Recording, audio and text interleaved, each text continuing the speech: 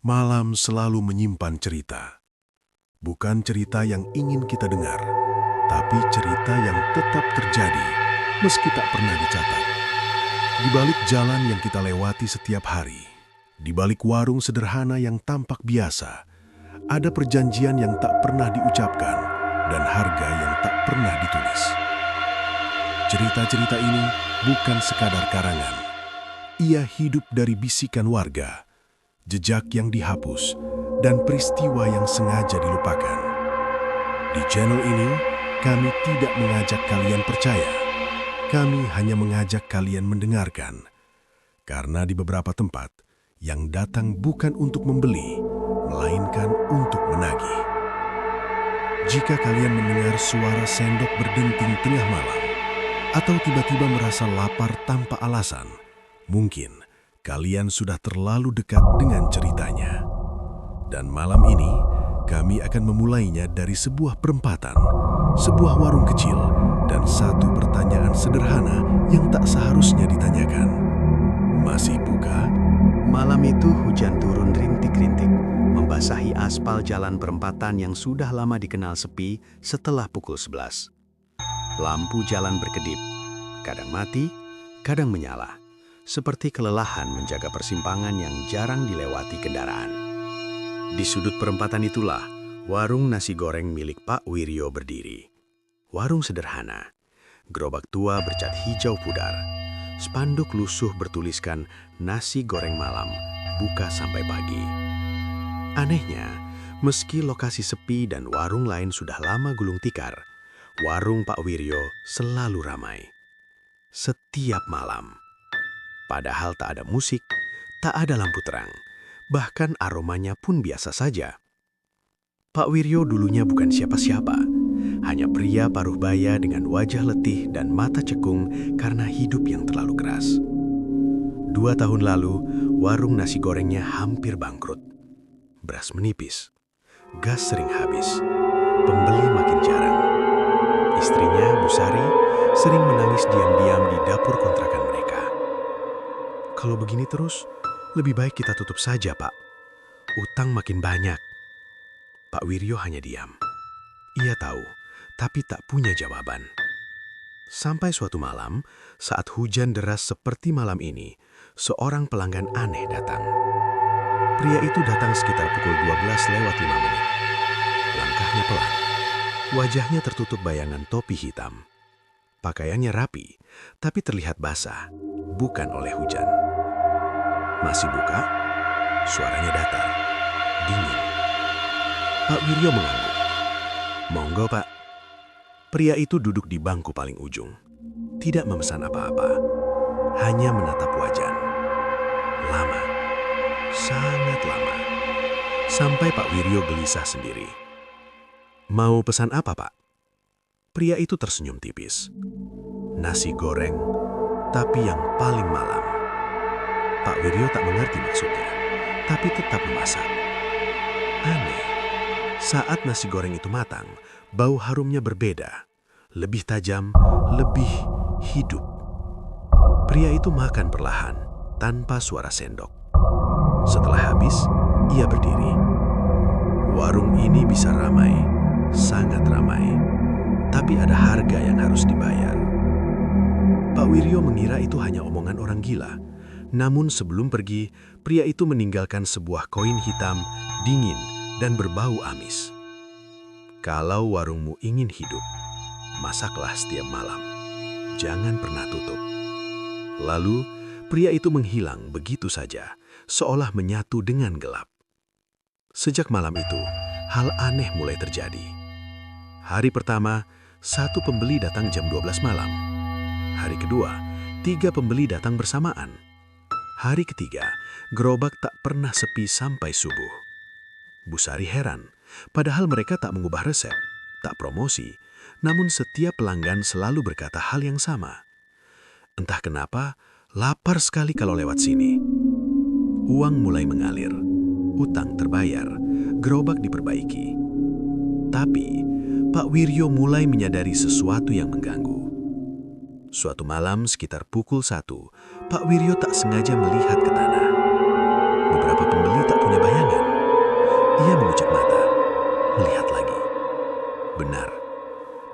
terisi, piring terangkat, tapi bayangan kosong. Lebih aneh lagi, tak satu pun dari mereka berbicara satu sama lain. Makan dalam diam.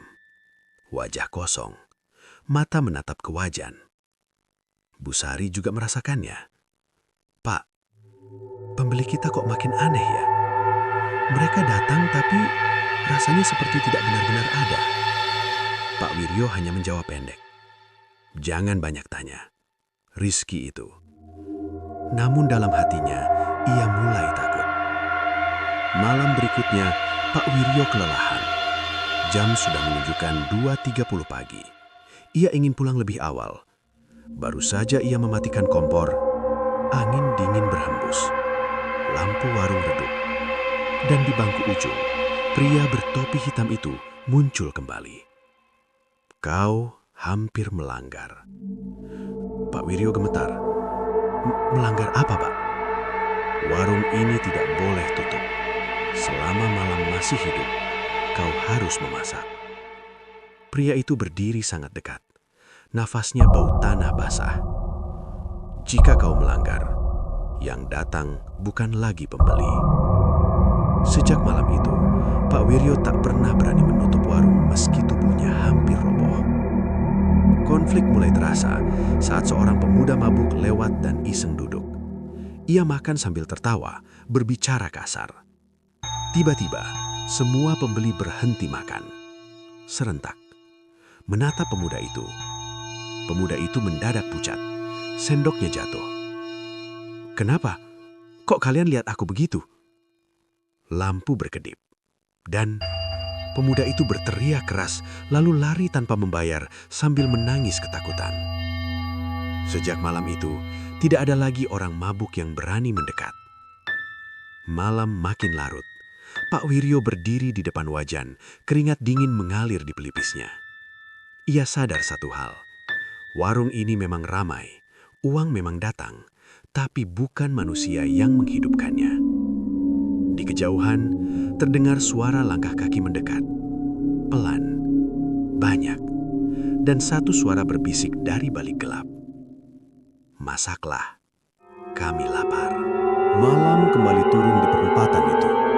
Langit gelap tanpa bintang, seolah sengaja menutup mata agar tak melihat apa yang terjadi di bawahnya. Jam menunjukkan 23.57. Seperti biasa, Pak Wiryo sudah berdiri di depan gerobak. Wajan dipanaskan, minyak dituangkan, bawang putih dicincang. Namun ada satu perbedaan sejak kejadian malam sebelumnya. Tak satu pun pembeli membayar. Awalnya Pak Wiryo mengira hanya lupa. Malam pertama, 2 orang makan, berdiri, lalu pergi begitu saja. Ia hendak memanggil, tapi lidahnya keluh. Malam kedua, 5 orang. Piring kosong, bangku ditinggalkan. Tak ada uang di meja. Malam ketiga, lebih parah. Warung penuh, semua bangku terisi. Asap nasi goreng mengepul, suara wajan berdenting. Namun setelah satu persatu pergi, laci uang kosong. Bu Sari gemetar saat menghitung. "Pak, ini tidak masuk akal. Bahan habis, tapi uangnya tidak ada." Pak Wiryo menelan ludah. Ia ingat ucapan pria bertopi hitam. Yang datang bukan lagi pembeli. Sekitar pukul 00.30, mereka datang. Bukan 1 atau 2, tapi bergerombol. Langkah kaki terdengar, tapi tak ada suara bicara. Saat mereka duduk, Pak Wiryo menatap wajah-wajah itu. Kosong. Bukan tanpa mata atau mulut, tapi seperti tak punya ekspresi hidup. Mereka memesan tanpa suara, hanya menunjuk wajan. Anehnya, Pak Wiryo tetap tahu pesanannya. Nasi goreng biasa, telur ceplok, tanpa pedas. Tangannya bergerak sendiri, seolah sudah dihafalkan oleh sesuatu. Bu Sari berbisik dari belakang. "Pak, jangan layani, aku takut." Tapi Pak Wiryo tahu, ia tak bisa berhenti. Satu pelanggan selesai makan. Ia berdiri dan meletakkan sesuatu di meja. Bukan uang, segenggam pasir hitam. Pak Wiryo menahan nafas. "Pak, ini bukan uang," katanya lirih. Pelanggan itu menoleh perlahan. Matanya hitam legam. Ini bayaran kami. Saat pasir itu disentuh, dingin menusuk dan berbau tanah kuburan. Ketika pelanggan berikutnya pergi, ia meninggalkan daun kering. Yang lain meninggalkan abu. Ada pula yang tidak meninggalkan apapun. Namun anehnya, saat subuh tiba, pasir, daun, dan abu itu berubah menjadi uang. Uang asli. Busari menisak. Ini bukan rezeki, Pak. Pak Wiryo tak menjawab. Ia tahu, ini perangkap. Orang hidup yang datang. Konflik memuncak ketika seorang tukang ojek online berhenti. Helm dilepas. Wajahnya pucat. Pak, nasi goreng 1. Lapar banget. Dari sore belum makan.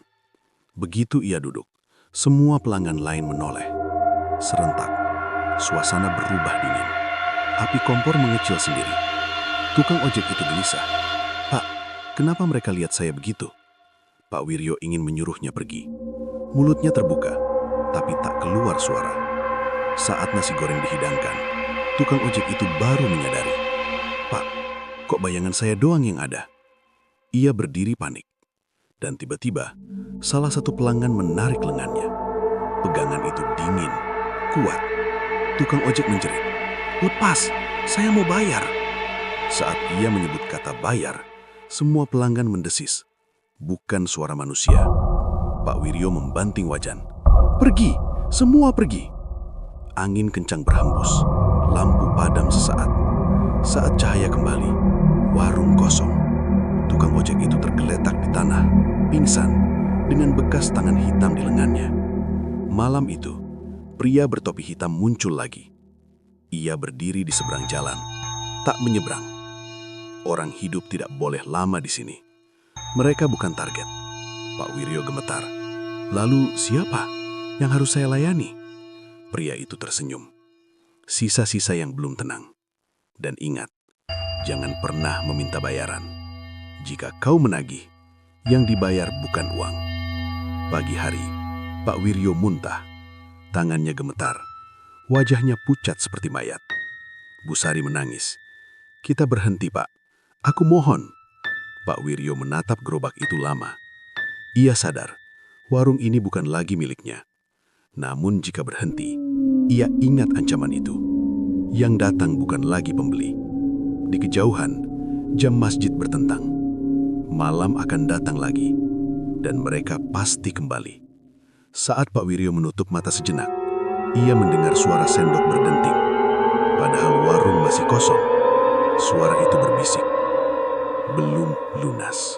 Sejak malam itu, Pak Wiryo mulai menghitung nasi gorengnya dengan cara berbeda. Bukan lagi berapa piring yang terjual, tapi berapa nyawa yang terasa hilang setiap subuh. Hitungan yang aneh. Jam menunjukkan 23.40.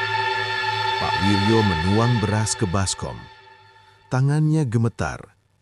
Anehnya, setiap ia menuang 1 centong beras, dadanya terasa sesak. Seolah ada sesuatu yang ikut ditarik dari tubuhnya. Busari memperhatikan dari belakang. Pak, kok berasnya makin sedikit, tapi orang makin banyak? Pak Wiryo menelan ludah. Ia juga merasakannya. Beras di karung seakan tak pernah habis, tapi tubuhnya sendiri semakin kurus. Rambutnya mulai rontok, matanya cekung. Seolah warung itu memakan dirinya pelan-pelan, pembeli dengan piring berbeda. Malam itu, sesuatu berubah. Para pembeli datang seperti biasa, tapi piring yang mereka gunakan berbeda. Tidak lagi piring plastik putih. Kini piring-piring itu berwarna abu kusam, penuh retakan, dan terasa dingin saat disentuh. Saat Pak Wiryo menghidangkan nasi goreng, nasi itu terlihat lebih gelap. Bukan gosong, tapi seperti dicampur bayangan. Salah satu pembeli menatap Pak Wiryo. Setiap piring ada harganya. Suara itu bukan dari mulutnya, tapi dari dalam kepala Pak Wiryo.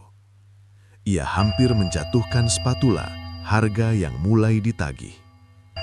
Sekitar pukul 00.55, seorang pembeli berdiri.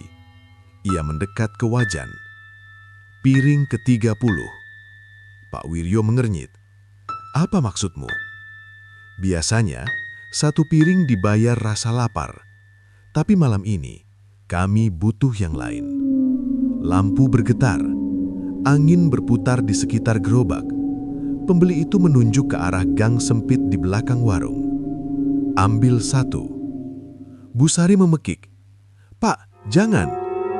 Pak Wiryo tahu, harga itu akhirnya disebut. Tak lama kemudian, terdengar suara langkah kaki di gang. Seorang pengemis tua muncul. Bajunya kumal, wajahnya letih. Pak, boleh minta nasi sisa? Saya belum makan.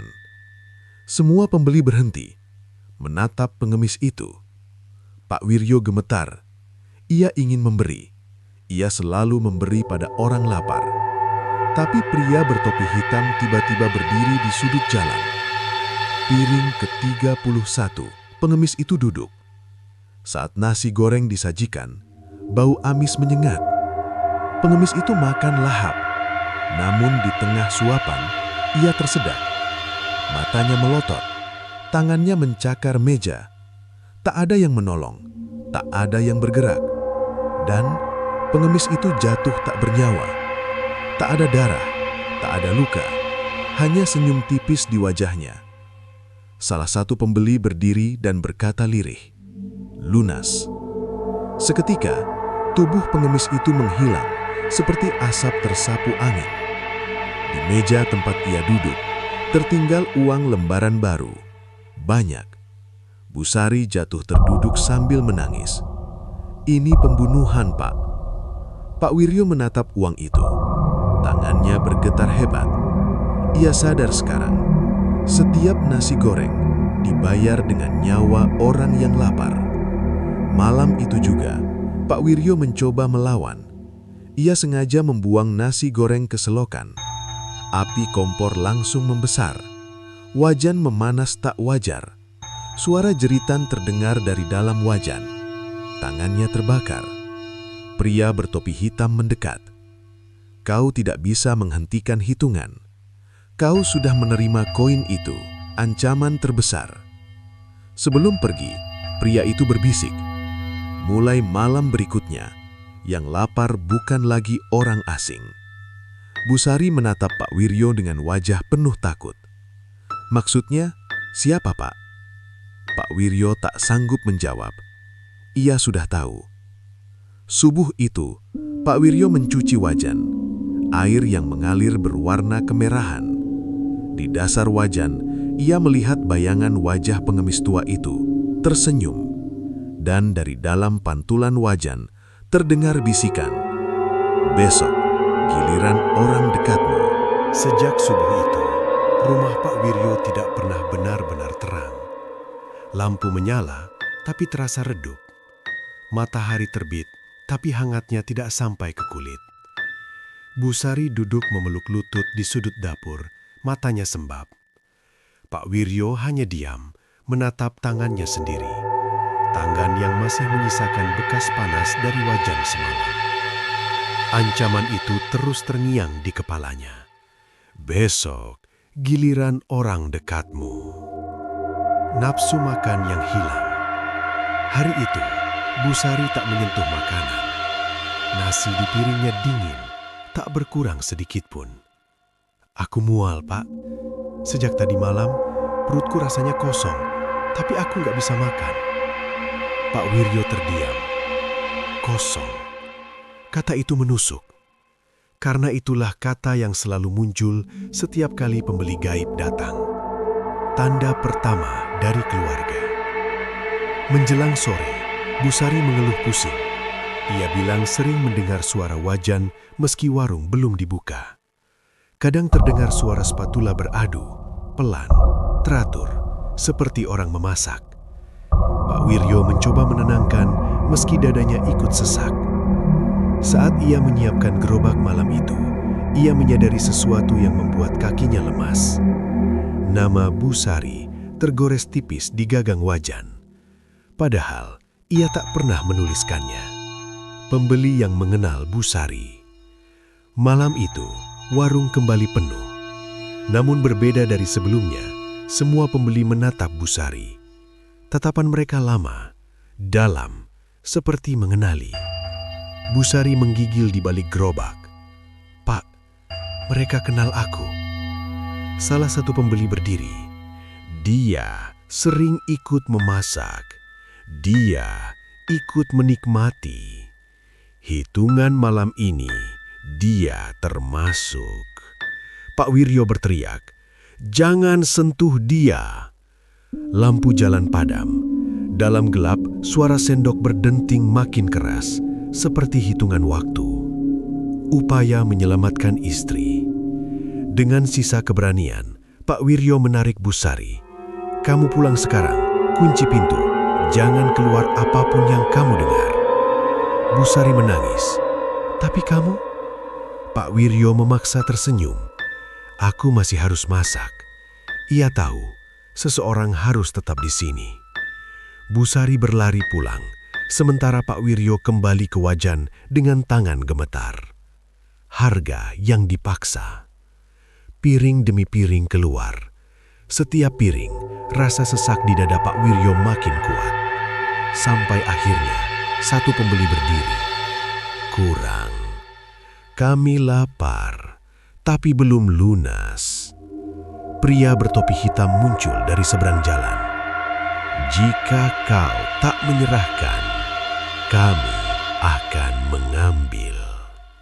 Sekejap, Pak Wiryo melihat bayangan Busari terpantul di wajan meski ia sedang di rumah. Bayangan itu tampak sedang duduk dan menunggu. Busari dipanggil.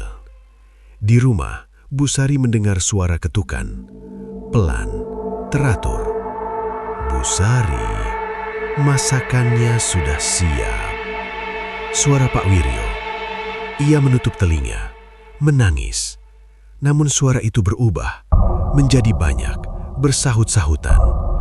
"Lapar, kami lapar." Pintu bergetar. Keputusan terburuk. Di warung, Pak Wiryo jatuh berlutut. "Ambil aku saja, jangan dia." Pria bertopi hitam tersenyum. "Kau sudah terlalu mahal. Dia masih segar." Sekejap, semua pembeli menghilang. Warung sunyi. Pak Wiryo berlari sekuat tenaga pulang. Kehilangan. Pintu rumah terbuka. Busari tidak ada. Di meja dapur hanya ada sepiring nasi goreng dingin. Dan di atasnya, sehelai rambut Busari. Pak Wiryo menjerit. Jeritannya memecah malam. Subuh itu, warung tetap berdiri. Gerobak tetap utuh. Dan di wajan, Pak Wiryo melihat pantulan wajah Busari, tersenyum tipis, seolah berkata, "Masaklah, aku masih lapar." Sejak Busari menghilang, Pak Wiryo bukan lagi pemilik warung itu. Ia hanya tangan, bukan penentu, bukan pemilik. Warung yang tetap buka. Malam datang seperti biasa. Gerobak tetap berada di sudut perempatan. Lampu tetap menyala redup. Wajan tetap panas. Padahal, Pak Wiryo belum keluar rumah. Ia duduk di ruang tamu, menatap kosong ke arah pintu. Jam menunjukkan 23.50. Namun dari kejauhan, ia mendengar suara yang sangat ia kenal. Creng, creng. Suara spatula beradu dengan wajan.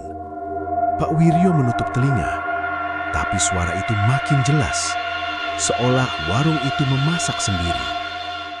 Tubuh yang dipaksa bergerak. Tepat pukul 00, tubuh Pak Wiryo berdiri sendiri. Kakinya melangkah, tangannya meraih jaket. Ia berteriak dalam hati, "Jangan!" Namun tubuhnya tidak mendengarkan. Seperti ada tali tak terlihat yang menariknya ke perempatan. Saat tiba di warung, pembeli sudah duduk rapi, menunggu. Warung tanpa pemilik. Tak satu pun pembeli menoleh saat Pak Wiryo datang. Mereka memesan tanpa suara. Dan anehnya, wajan sudah berisi nasi, meski Pak Wiryo belum memasak apapun. Spatula bergerak sendiri. Api menyala pas. Pak Wiryo hanya memegang gagang, seperti boneka. Salah satu pembeli berdiri. Pemilik sudah lunas. Sekarang, warung ini milik kami. Pak Wiryo menoleh panik. Lalu aku apa? Pelengkap. Bayangan Busari. Di sela asap, Pak Wiryo melihat sosok Busari. Berdiri di samping wajan. Wajahnya pucat, matanya kosong. Ia mengaduk nasi goreng bersama Pak Wiryo. Tangannya dingin. Pak, jangan berhenti. Air mata Pak Wiryo jatuh ke wajan. Orang hidup tidak ada yang datang. Yang datang adalah mereka yang wajahnya rusak, tubuhnya bengkok, pakaian tanah. Sebagian membawa luka lama, sebagian tanpa kepala. Namun semuanya makan dengan lahap. Setiap piring yang habis, tubuh Pak Wiryo terasa semakin ringan. Bukan lega, tapi seperti isinya dikosongkan. Tubuh yang mulai menghilang. Sekitar pukul 2 dini hari, Pak Wiryo melihat tangannya sendiri. Kulitnya memudar, pembuluh darah samar. Seperti bayangan, ia menepuk dadanya. Detak jantungnya pelan, terlalu pelan. Busari menatapnya. Sebentar lagi, kamu menyusul. Pengakuan pria bertopi hitam. Pria bertopi hitam berdiri di ujung jalan. Kami tak pernah butuh warung. Kami hanya butuh alasan untuk dipanggil. Kau memberinya. Pak Wiryo jatuh berlutut. Kalau begitu, akhiri saja aku. Pria itu menggeleng. Kematian itu mudah. Kami butuh penjaga. Fajar tanpa jiwa. Saat azan subuh berkumandang, semua pembeli menghilang. Warung kosong. Pak Wiryo berdiri sendiri. Ia mencoba berjalan pulang. Kakinya tembus ke aspal. Ia menunduk. Bayangannya tidak ada. Pagi itu warga melihat warung nasi goreng tetap ada. Asap mengepul pelan. Namun tidak ada yang melihat Pak Wiryo membuka. Karena sejak malam itu, warung itu tak lagi punya pemilik. Hanya penjaga. Dan saat malam datang, terdengar bisikan dari wajan. Kami buka. Sejak malam itu, Pak Wiryo tidak pernah pulang. Bukan karena ia tak mau, tapi karena tak ada lagi rumah yang mengenalnya. Tubuh yang tak dianggap. Pagi hari, seorang warga menyapa warung itu. Pak, nasi goreng 1. Pak Wiryo berdiri di balik gerobak. Ia menjawab, tapi tak ada suara. Warga itu menunggu sebentar, lalu pergi sambil menggerutu, seolah tak melihat siapapun. Pak Wiryo menunduk. Ia sadar, ia hanya ada saat malam. Penjaga perempatan. Saat senja turun, tubuhnya kembali terasa berat. Ia bisa bergerak, bisa melihat, bisa memasak, tapi hanya di area perempatan itu. Jika ia melangkah terlalu jauh, dadanya sesak, kepalanya pusing, dan dunia menghitam. Pria bertopi hitam muncul. Batasmu di sini. Penjaga tak boleh meninggalkan pos. Pak Wiryo bertanya lirih. Apa tugasku sekarang? Pria itu menunjuk ke arah jalan. Menunggu. Melayani. Menghitung. Pengganti Busari. Saat jam menunjukkan 23.30, asap wajan mulai naik sendiri. Pak Wiryo melihat 2 tangan lain mengaduk nasi. Bukan Busari, tapi tangan-tangan pucat, retak dan dingin. Para pembeli berdatangan. Kini mereka tidak duduk. Mereka berdiri melingkar, menghadap wajan, seperti ritual. Salah satu berbisik, penjaga harus ikut mencicipi. Sendok terangkat sendiri, sepotong nasi masuk ke mulut Pak Wiryo. Rasanya hambar dan pahit. tahun setelah ditelan, ingatan Pak Wiryo berkurang. Ia lupa wajah Bu Sari, lupa suara tangisnya, hanya ingat cara memasak. Orang-orang yang diselamatkan. Tak semua yang datang adalah mereka. Suatu malam, seorang anak kecil berhenti di perempatan. Ia tersesat, menangis. Pak Wiryo berlari hendak menolong, namun kaki anak itu ditarik bayangan. Para pembeli mendesis.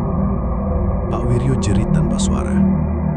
Pria bertopi hitam berkata dingin, "Penjaga tidak menyelamatkan. Penjaga memastikan hitungan cukup." Anak itu menghilang dalam gelap. Perubahan lingkungan. Warga sekitar mulai merasakan keanehan. Jam sering mati di perempatan. Motor mogok tanpa sebab. Orang yang berhenti lama merasa sangat lapar, lalu sakit berhari-hari. Mereka mulai menyebut tempat itu Perempatan Lapar. Namun warung itu tak pernah sepi. Kutukan yang lengkap. Suatu malam, pria bertopi hitam memberitahu, jika penjaga berhenti menghitung, perempatan ini akan mencari sendiri. Pak Wiryo mengerti, jika ia melawan, lebih banyak yang akan dimakan. Jika ia patuh, hanya yang datang malam itu. Ia memilih patuh. Itu dosa terbesarnya. Saat malam makin larut, Pak Wiryo berdiri tegak di balik gerobak. Wajahnya kosong. Di wajan, bayangan wajahnya sendiri memantul, pucat tanpa ekspresi. Dan saat seseorang bertanya, "Pak, masih buka?" Mulut Pak Wiryo menjawab otomatis, "Kami buka." Di dasar wajan, ia melihat bayangan wajah pengemis tua itu, tersenyum. Dan dari dalam pantulan wajan, terdengar bisikan, "Besok, giliran orang dekatmu." Malam itu terasa berbeda sejak matahari belum sepenuhnya tenggelam. Langit di atas perempatan berwarna kelabu pekat, seperti asap basi yang tak mau pergi. Burung-burung pulang lebih cepat. Anjing-anjing kampung melolong panjang, lalu diam. Pak Wiryo berdiri di balik gerobak. Dadanya terasa berat, lebih berat dari malam-malam sebelumnya.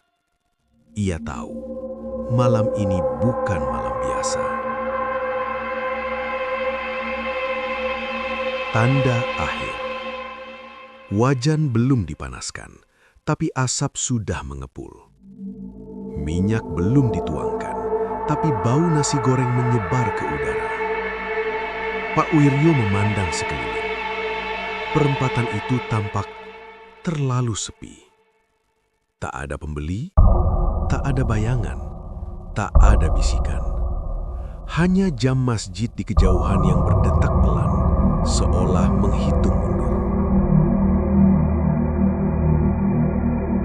Kunjungan terakhir. Tepat pukul 23.59, pria bertopi hitam muncul. Namun kali ini, wajahnya terlihat lebih jelas. Bukan manusia. Kulitnya retak seperti tanah kering.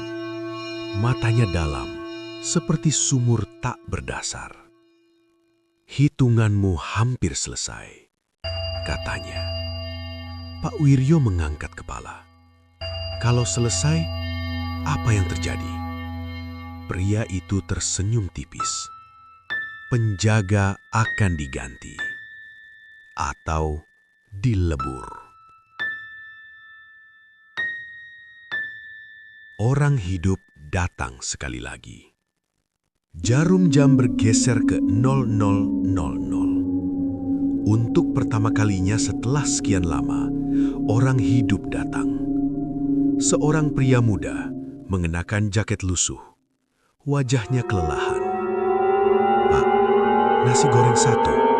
Saya capek, lapar sekali." Pak Wiryo membeku. Ia merasakan sesuatu di dadanya. Rasa bersalah yang lama terkubur. Para bayangan mulai muncul di pinggir perempatan. Mengelilingi. Menunggu.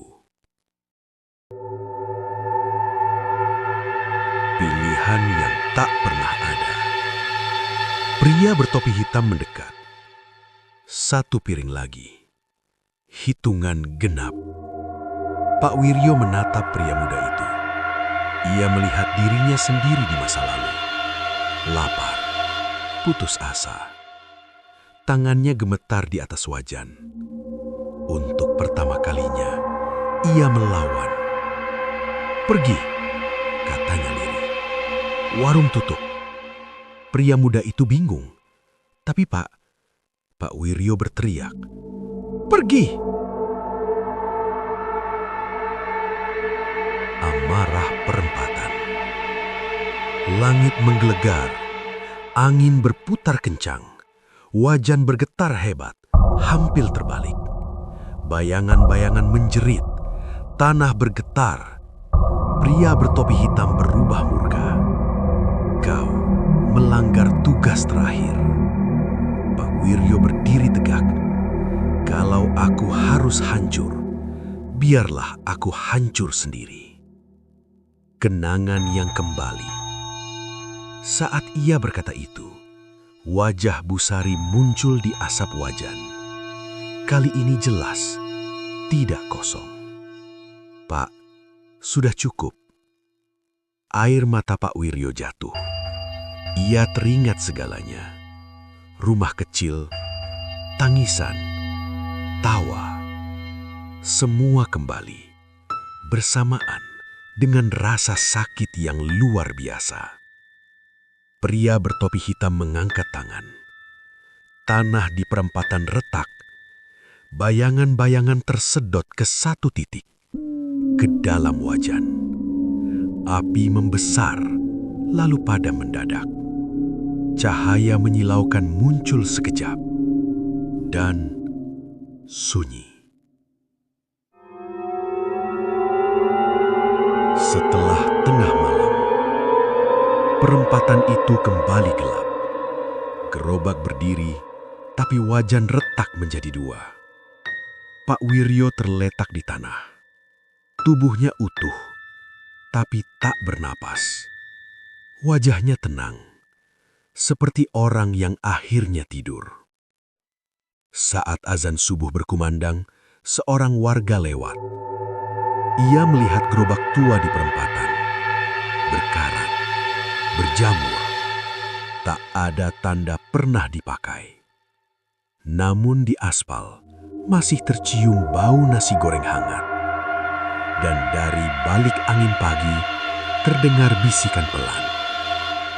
Hitungan belum benar-benar selesai. Tidak ada yang benar-benar berakhir di perempatan itu. Meski tubuh Pak Wiryo ditemukan tak bernyawa di samping gerobak tua, warung nasi goreng itu tidak pernah ditutup secara resmi. Tidak ada garis polisi, tidak ada papan peringatan. Hanya kabar dari mulut ke mulut yang menyebar pelan, seperti asap tipis yang enggan menghilang. Orang-orang menyebutnya dengan banyak nama. Warung mati, warung kosong, warung tanpa penjaga. Tapi satu hal disepakati semua warga. Jika malam tiba, tempat itu kembali hidup. Gerobak yang kembali berdiri. 3 hari setelah kematian Pak Wiryo, warga membersihkan perempatan. Gerobak itu sempat dipindahkan ke gudang kelurahan. Wajannya retak, spanduknya sobek. Namun malam pertama setelah pemindahan, seorang satpam ronda bersumpah melihat gerobak itu kembali ke tempat semula. Rapi, bersih, seolah baru dibeli. Tak ada yang berani mendekat. Orang baru, lapar lama. Seminggu kemudian, seorang pendatang, supir truk antar kota, berhenti di perempatan itu. Ia kelelahan, lapar berat, matanya berkunang-kunang. Ia melihat lampu redup dan mencium bau nasi goreng. "Masih buka?" tanyanya. Tak ada jawaban, namun wajan menyala sendiri. Minyak mendesis, nasi terlempar ke dalam wajan tanpa tangan. Supir itu terpaku, dan ia tetap duduk. Nasi goreng terakhir. Tak ada pelayan, tak ada suara. Hanya satu piring nasi goreng muncul di meja. Supir itu makan. Air matanya menetes tanpa sebab. Rasanya bukan enak, tapi mengenyangkan sesuatu yang sangat dalam. Saat piringnya kosong, ia berdiri. Ia hendak membayar. Namun di meja sudah ada koin hitam. Koin yang sama. Malam berikutnya, warga melihat sosok berdiri di balik gerobak. Bukan Pak Wiryo, bukan Bu Sari. Seorang pria muda, wajahnya pucat, matanya kosong. Supir truk itu. Ia berdiri kaku seperti patung. Dan ketika seseorang bertanya pelan, "Masih buka, Pak?" Mulut pria itu bergerak lambat. "Kami buka." Sejak malam itu, warung kembali ramai. Tak setiap malam, tak setiap orang. Hanya mereka yang datang dengan lapar tertentu. Lapar dari hidup yang kosong. Orang-orang yang makan di sana sering berubah. Ada yang mendadak kaya lalu menghilang. Ada yang jatuh sakit. Ada yang kehilangan keluarga. Dan semuanya punya satu kesamaan. Tak ada yang ingat pernah membayar. Warisan Pak Wiryo. Kadang saat malam sangat sunyi, warga mendengar dua suara dari perempatan. Suara spatula dan suara tangisan pelan. Beberapa bersumpah melihat bayangan sepasang suami istri di asap wajan. Satu mengaduk, satu menunggu. Tak pernah bicara. Hingga hari ini, jika kamu melewati perempatan itu tengah malam dan merasa lapar tiba-tiba, jangan berhenti, jangan bertanya, jangan duduk. Karena warung itu tidak pernah benar-benar buka untuk manusia. Ia hanya menunggu penjaga berikutnya. Dan saat kamu bertanya, "Masih buka?" Jawaban itu akan selalu sama. Keluar dari mulut siapapun yang berdiri di sana. Kami buka.